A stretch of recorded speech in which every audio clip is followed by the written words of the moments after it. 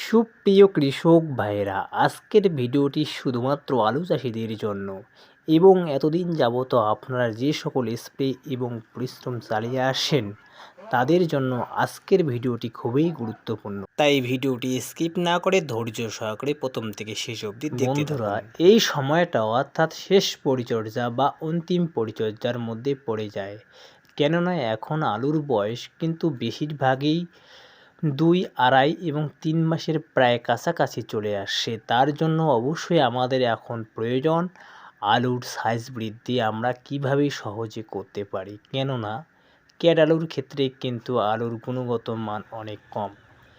তার জন্য অবশ্যই আমাদের ক্যাড আলু যেন না হয়, তার জন্য সেদিকে অবশ্যই আমাদের খেয়াল রাখতে হবে।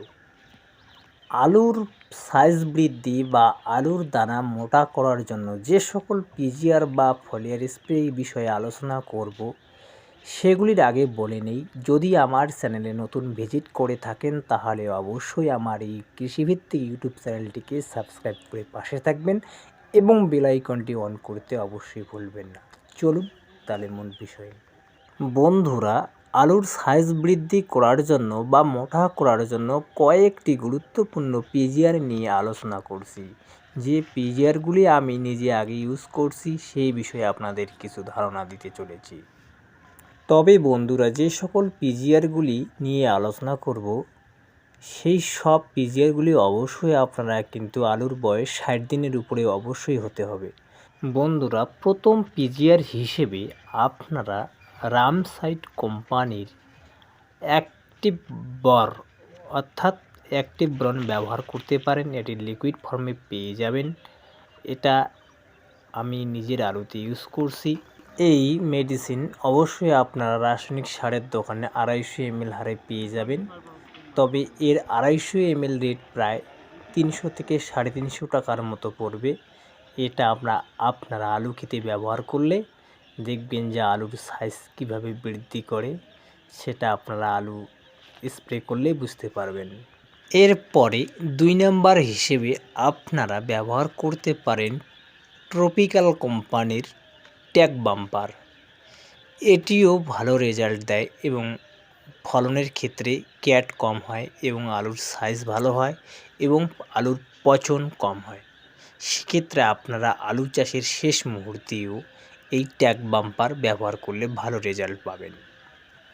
ইয়া ব্যবহারের ফলে আলুর সাইজ এবং আলুর কালার সৌন্দর্য বজায় রাখে এবং আলুর দানাগুলি উজ্জ্বলতা বৃদ্ধি পায়।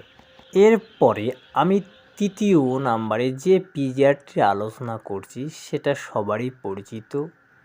এটি আপনারা ব্যবহার করতে পারেন, 3 স্টেপে ব্যবহার করা যেতে পারে। তবে শেষ স্টেপে আপনারা এটি ব্যবহার করতে পারেন, তবে এর পাওয়ার ক্ষমতা কিন্তু অনেক বেশি ব্যবহার করলে আলু ফেটে যেতে পারে, এমনকি পচেও যাওয়ার সম্ভাবনা থাকে। সেই হিসেবে সেটা খেয়াল রাখতে হবে এবং পার্সেন্টেজে কম ব্যবহার করতে হবে।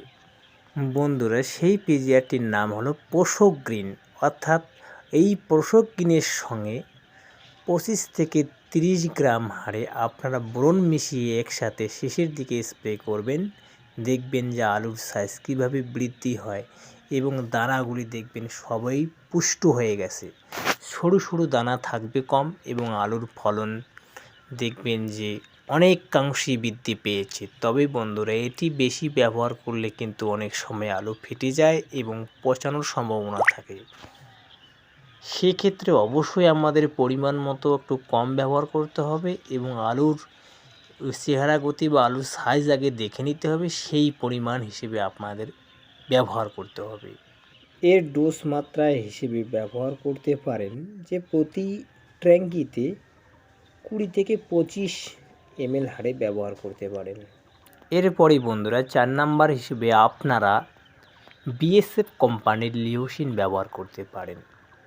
তবে এই লিওসিন যদি গাছের বাড়ন্তটা বেশি থাকে সেক্ষেত্রে ব্যবহারে কিন্তু দুর্দান্ত রেজাল্ট দেয়। গাছকে থামিয়ে বা বসিয়ে আলুর ফলন বৃদ্ধি করতে বিশেষ ভূমিকা পালন করে।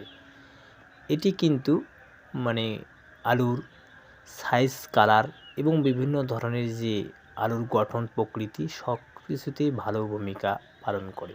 5 নাম্বার হিসেবে আপনারা সিনজেন্টা কোম্পানির কাল্টিভার ব্যবহার করতে পারেন। এতেও ভালো কাজ করে আলুর সাইজ বৃদ্ধিতে এবং আলুর গঠন প্রকৃতি আকৃতি ভালো রেজাল্ট দেয় এই কাল্টিভার ব্যবহারের ফলে। তবে বন্ধুরা, যে কোনো পিজিআর বা যে কোনো শেষের দিকে আপনারা যেগুলো ইউজ করবেন না কেন, অবশ্যই আলুকে কিন্তু আপনারা স্টক করতে পারবেন না বেশি দিন। তাড়াতাড়ি সেল করার ব্যবস্থা করবেন, কেননা বিভিন্ন ধরনের পিজিআর বা লাস্টের দিকে যেসব পিজিআরগুলি হাই প্রোডাক্টের ব্যবহারের কথা বলা হয়েছে সেগুলি ব্যবহার করলে কিন্তু আপনারা আলু বেশি দিন স্টক করে রাখতে পারবেন না।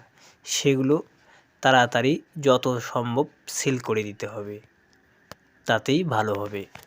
বন্ধুরা, এই ছিল আজকের আলোচনা। যদি ভিডিওটি ভালো লাগে অবশ্যই ভিডিওটিতে একটি লাইক করতে ভুলবেন না এবং চ্যানেলে নতুন হলে অবশ্যই সাবস্ক্রাইব করে পাশে থাকবেন। ভিডিওটি কেমন লাগলো, যদি আরও কিছু জানার তথ্য থাকে অবশ্যই কমেন্ট সেকশনে গিয়ে জানাতে পারেন, আমি উত্তর দেওয়ার যথাযথ চেষ্টা করব। নমস্কার।